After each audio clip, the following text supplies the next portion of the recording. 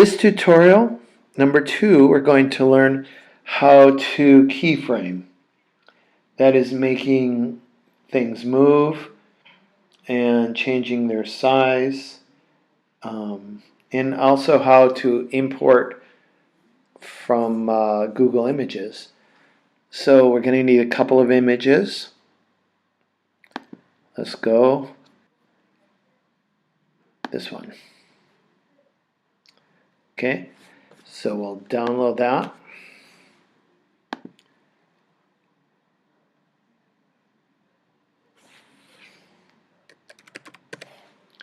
And most of these formats will work. There are a couple that won't. And we'll call it stars. And then we'll take a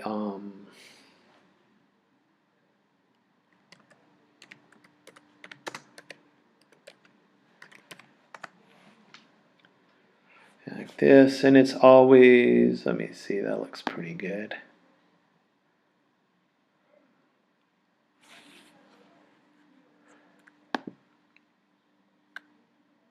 And we'll save that.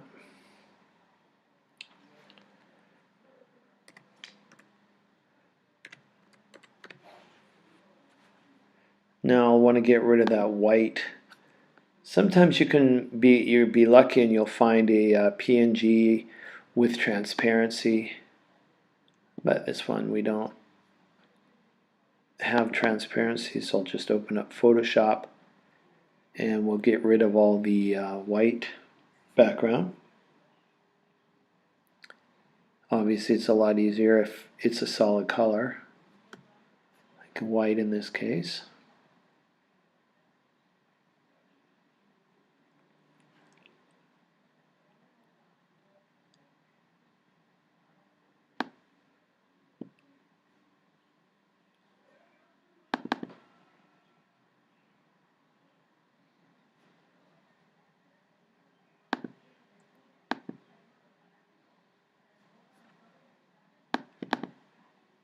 And we'll double click on that and take the lock off of that and make the background transparent.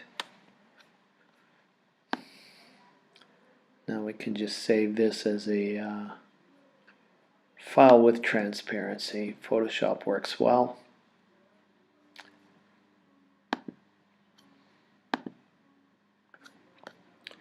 Once again, importing is always the same way. So we're going to need to import our 2 pieces here. Flying PSD and stars.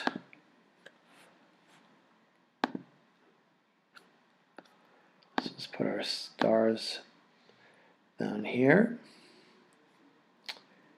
And it'll come up with what the default is in Final Cut, so we won't have to worry about that.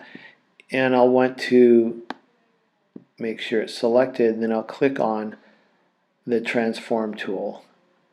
That way I can make it full screen. And I don't know, we can drag it out to about 5 seconds. And with our spaceship, we'll put that here. And we've got this option to move it,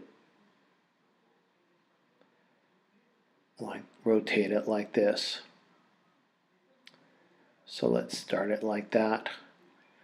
And we're going to need to make our screen smaller so that we can actually take it off of the screen like that.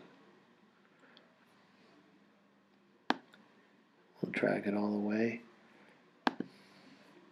So over here we've got the transform tools. We have position, rotation, scale, anchor, or it's pivoting. I'm pretty happy with where it's pivoting. So let's do a keyframe for the position. Now you have to have 2 elements for any special effect to work. You have to have time and you have to have the change. So we'll set our keyframe right at the beginning, and we'll hit our scale keyframe and our rotation keyframe. And we also have the X and Y axis for the scale, and those automatically go on. So let's do that. Let's move it forward. Now, anything we do will create new keyframes.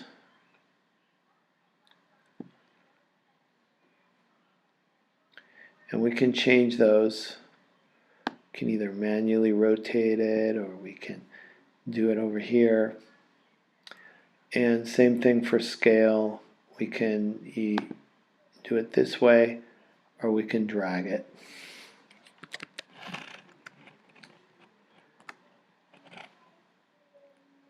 Maybe a little bigger.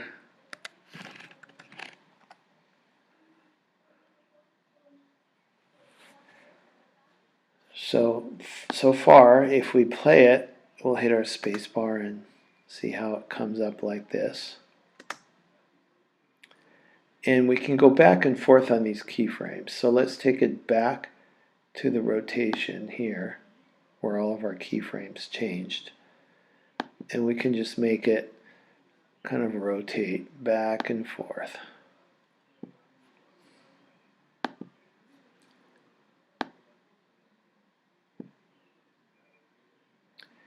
And now we've still got our keyframes going, so we can take it all the way to the end. And now let's just make it huge, like it's coming towards us.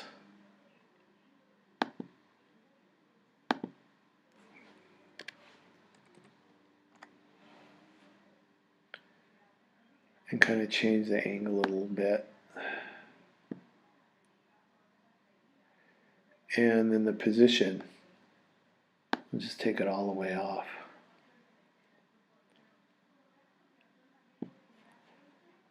So now,